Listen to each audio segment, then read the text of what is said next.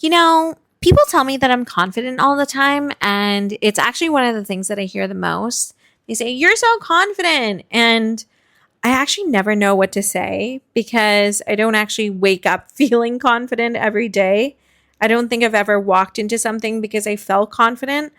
I usually walk into things because I've just made a decision. And once I've made a decision, I'm just going to go ahead and do it, whether I'm ready or not, or whether I'm nervous or not, or even if whether people think it's a good idea or not, I'm just going because I've decided. And I think people mistake that for confidence. And maybe that is confidence. I don't know. But I actually think it's something else. And I've been trying to figure out where that really came from. Because if you look at my life from the outside, it probably looks really, really reckless.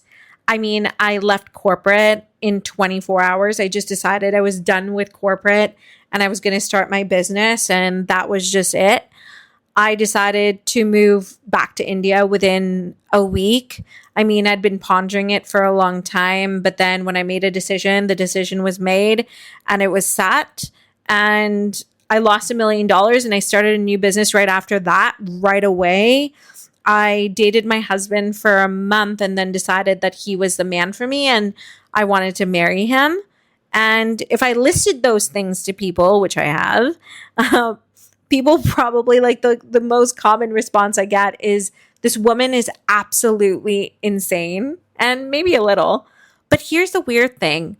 None of those decisions felt reckless to me. They all felt really, really necessary.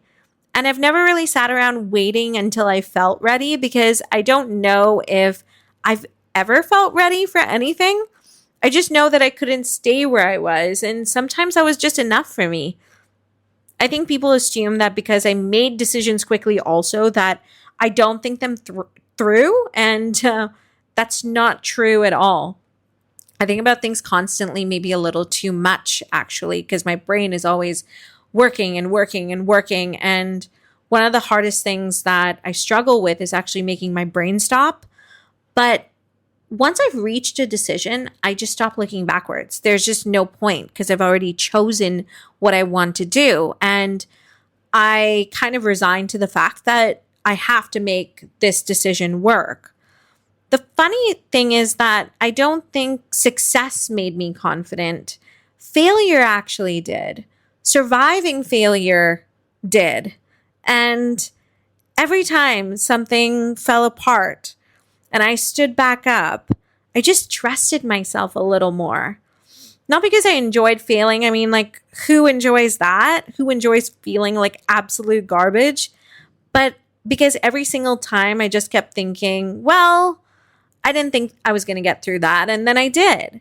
And then life threw something else at me and I got through that too. And eventually you just stop asking yourself, like, oh my God, can I even survive this? Because you've already answered that question enough times already, because the answer is always yes, because you've done it over and over and over again. The important question then becomes, do I want to survive this? And that is a much harder question. There was a period in my life where I honestly felt untouchable. Not because everything was going well. Actually, things were pretty chaotic. I just got so used to standing back up over and over again that I thought, oh my God, nothing can actually break me. No one can actually hurt me. And that mindset is really, really dangerous because everyone is breakable, every single person. And I learned that the hard way when I lost over $1 million. That taught me that. It wasn't just a financial loss, but it changed the way that I made decisions. Before that, I moved really, really, really far. Fast. I'm talking like race car fast, I would want to go as far as I could, as fast as I could. And sometimes that felt like a superpower, but it was also my biggest weakness. That experience really taught me something that I wish I'd learned a little bit earlier, which is that pause matters. Not hesitation, because there's a difference between pause and hesitation, and they're not the same thing. I can still make decisions quickly, but now I just let them breathe. So once I make a decision, I sometimes wait overnight, or sometimes I give it a week. Not because I don't trust myself anymore, but because I respect the weight of certain decisions, because different decisions just carry different kinds of weight. Something else I've been thinking about also is that I don't think I trusted people very much. Business, yes. People, no. Business made sense to me because it was just cut and dry. You did the hard work, you worked on improving, you solved problems efficiently, and then you get rewarded. And people don't really work like that. People felt unpredictable. Business, in comparison to people, just felt easy. People felt really hard. So I ended up burying myself in my work and becoming a workaholic. And I genuinely loved the work that I did, and I still do. But I think it also became a really safe, comfortable space for me because businesses didn't scream at me, and business never called me names, and business never made me question if I was enough or question my worth. People did that, but business never did. And I don't think I've ever said that out loud, weirdly. I also didn't let people help me ever. Like, if someone ever offered something, I'd always say no. Or if I was struggling, I'd figure it out myself. Or if I was in pain, if I was hurting, I'd just disappear because it just felt easier to disappear someplace safe and lick my wounds away from people, figure out my next steps, and come back refreshed and, show people the good side always.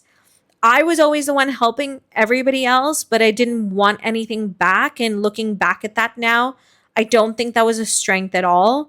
I think I was absolutely terrified because if I let somebody help me, that just meant that I had to trust them. And trust felt really, really dangerous for me.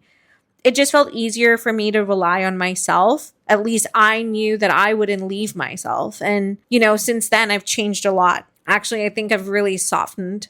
When I was younger, I expected people to disappoint me.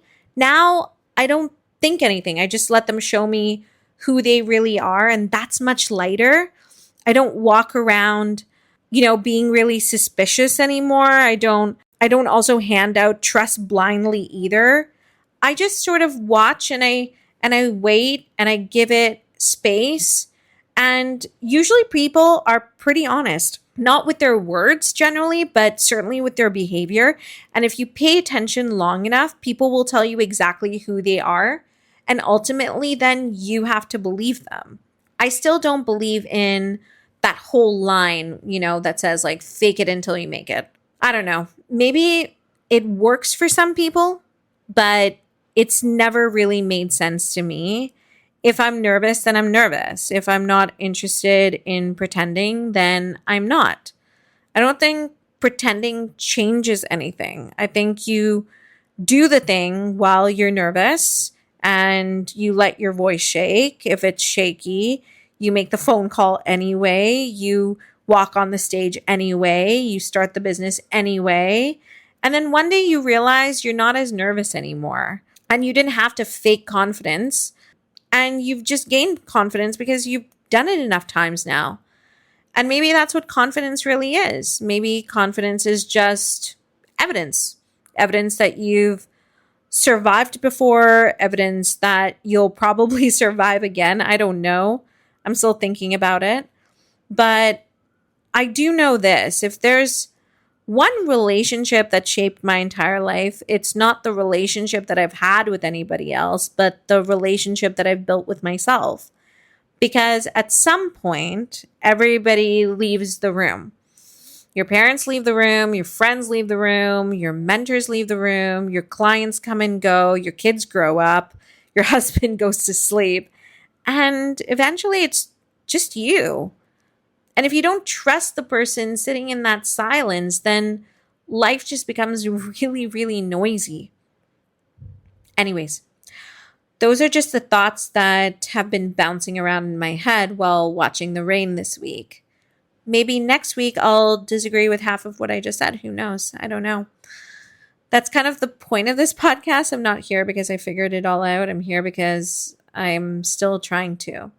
Anyways, that's enough nonsense for today. I'll see you next week. Bye.